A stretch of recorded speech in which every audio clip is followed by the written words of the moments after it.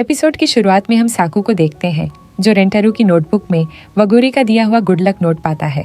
इस बारे में वो रेंटारू से पूछता है, लेकिन रेंटारू कोई जवाब नहीं देता। तभी अयाटो भी वही नोट देख लेता है और रेंटारू फौरन उससे नोटबुक छीन लेता है। ये देख उसके दोस्त शॉक हो जाते हैं क्योंकि अभी तक उन्होंने रेंटारू को ऐसे बिहेव करते कभी नहीं देखा था। साकू फिर पूछता है, क्या ये वही लड़की है जो उस दिन तुम्हारे साथ लाइब्रेरी के बाहर थी? तुमने तो कहा था कि तुम उससे माफी मांग रहे थे। तुम पिछले कुछ दिनों से अजीब बिहेव कर रहे हो और हमसे कुछ छिपा रहे हो।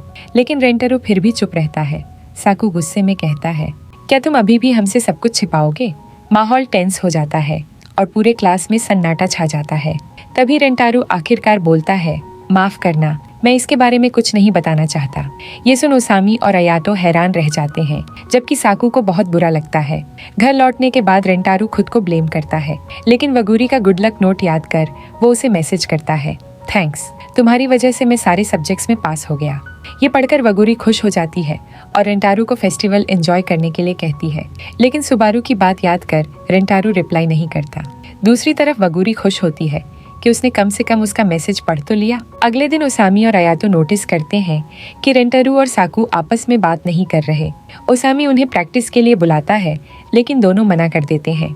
बाद में जब साकू अकेला घर जा रहा होता है तो अयातो और ओसामी उसके साथ चलते हैं। अयातो पूछता है, क्या तुम रेंटारू से नाराज हो क्योंकि वो किसी दूसरे स्कूल की लड़की के साथ इन्वॉल्व्ड है? साकू कहता है, नहीं, मुझे बुरा इस बात का लगा है कि उसे हम पर भरोसा नहीं है। हम उसके दोस्त हैं और वो सब छुपा रहा है। ओसामी कहता है, सच तो ये है कि रेंटारू बहुत अच्छा इंसान है, लेकिन उसे शायद पता नहीं कि तुम कैसा फील कर रहे हो।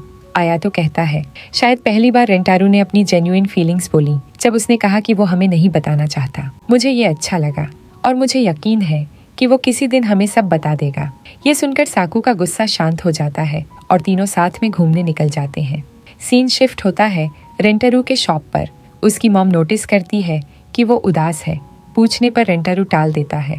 मॉम कहती है, क्या तुम एग्जाम में फेल होने की वजह से अपसेट हो? रेंटारू जवाब देता है, नहीं, मैं पास हो गया। ये सुन उसकी मॉम शॉक हो जाती है। हमेशा फेल होने वाला रेंटारू पास हो गया? कहीं चीटिंग तो नहीं की? रेंटारू अपनी मॉम से कहता है, अरे यार, ऐसा बिल्कुल नहीं है, अपने बेटे पर थोड़ा भरोसा तो करो। तभी शॉप के अंदर वगूरी आ जाती है और रेंटारू काउंटर के नीचे छिपने लगता है।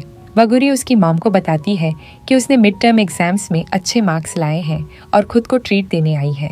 तभी रेंटारू की मॉम भी वगूरी के बारे में कुछ बताने वाली होती है, लेकिन रेंटारू उन्हें चुप कर देता है। पर उसकी मॉम जबरदस्ती उसे खड़ा कर देती है और वगूरी को बताती है कि रेंटारू भी एग्जाम्स में पास हो गया है। वगूरी खुश होकर अपने हाथ ऊपर उठाती है और कहती है, चलो हाई फाइव करते हैं, तुम एग्जाम्स में पास हो गए। रेंटारू हैरान होकर पूछता है, ये क्यों? वगूरी कहती है, क्योंकि तुमने अचीव कर लिया है जो तुम चाहते थे। अब तो तुम स्पोर्ट्स फेस्टिवल में भी पार्टिसिपेट कर सकते हो। ये सुन रेंटारू को साकू वाली टेंशन याद आती है और वो थोड़ा शांत हो जाता है, लेकिन आखिरकार वो वगूरी को हाई फाइव कर देता है और उसका ऑर्डर पकड़ा देता है। वगूरी नोटिस करती है कि रेंटारू थोड़ा अपसेट है और कहती है, अगर तुम बुरा फील कर रहे हो तो तुम्हें अच्छा खाना खाना चाहिए। मैं तो रोज ब्रेकफास्ट में बहुत खाती हूँ। खैर, अभी तो भूल गई मैं कहना क्या चाह रही थी। ये सुन रेंटारू जोर से हंस पड़ता है। उसे हंसता देख वगूरी को भी बहुत अच्छा लगता है। इसके बाद वगूरी स्टेशन के लिए निकल जाती है। वहीं रेंटारू सोचता है, मैं पिछले कुछ दिनों से काफी कंफ्यूज था, लेकिन वगूरी से बात करने के बाद सब क्लियर लग रहा है। वो सच में कमाल की इंसान है। जब भी मैं उससे मिलता हूँ अच्छा लगता है। सुबारू ने कहा था कि मुझे उसे दूर रहना चाहिए और उस समय उसकी बात लॉजिकल लगी थी, लेकिन जब उसने रिक्वेस्ट की थी कि मैं वगूरी से मिलना बंद कर दूं तो मैंने मना कर दिया था।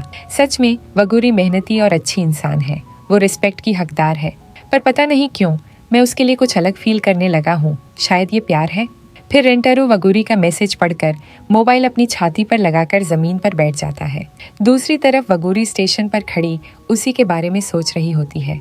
वो सोचती है, मैंने रेंटारू को ऐसे हंसते पहली बार देखा और ये उसे बहुत क्यूट लग रहा है।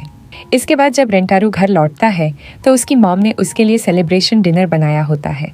रेंटारू पूछता है, ये सब क्यों? मॉम कहती है, क्योंकि तुमने एग्जाम पास किया है। पहली बार मुझे सेलिब्रेट करने का मौका मिला है। हालांकि उन्हें अब भी यकीन नहीं होता कि रेंटारू 59 मार्क्स ला सकता है। रेंटारू अपनी मार्कशीट दिखाता है और उसकी मॉम थोड़ा इमोशनल होकर कहती है, आज मैं बहुत खुश हूँ।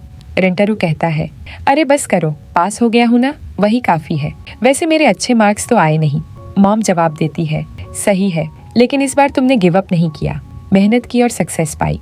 मुझे नहीं पता कि अचानक इतना मेहनत क्यों की, पर इसके पीछे जरूर कोई वजह है और मुझे लगता है कि तुम अभी भी किसी बात से परेशान हो।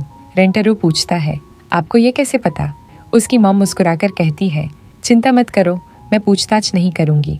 जब पहले तुम वगूरी को लेकर परेशान थे तब भी तुमने जाकर उससे माफी मांगी थी। सच कहूँ, मुझे तुम्हारे बारे में सब समझ आ ही जाता है, क्योंकि मैं जानती हूँ कि मेरा बेटा ऐसा इंसान नहीं है जिसे जब माफी मांगनी होगी तो वो नहीं मांगेगा। हाँ, तुम कभी कभी परेशान हो जाते हो और भूल जाते हो कि तुम्हारे लिए असली चीज क्या है, लेकिन मुझे भरोसा है कि तुम अपने लिए सही गलत का फैसला कर सकते हो। मैं बस यही चाहती हूँ कि तुम अपनी जिंदगी अच्छे से जियो। इतना सब कहने के बाद सीन शिफ्ट होता है। अब हम देखते हैं कि वगूरी सुबारू का मैसेज पढ़ने के बाद उससे मिलने पहुंच चुकी है।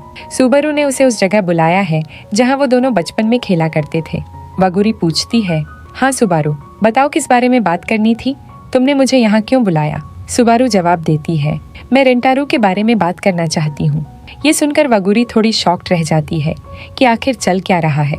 और इसी सस्पेंस सीन के साथ ये एपिसोड यहीं पर खत्म हो जाता है। ये एनिमे एक्सप्लेनेशन आपको कैसा लगा कमेंट में ज़रूर बताना, और इसका अगला एपिसोड मैं जल्दी अपलोड कर दूंगी। तो मिलते हैं अगले नए वीडियो के साथ।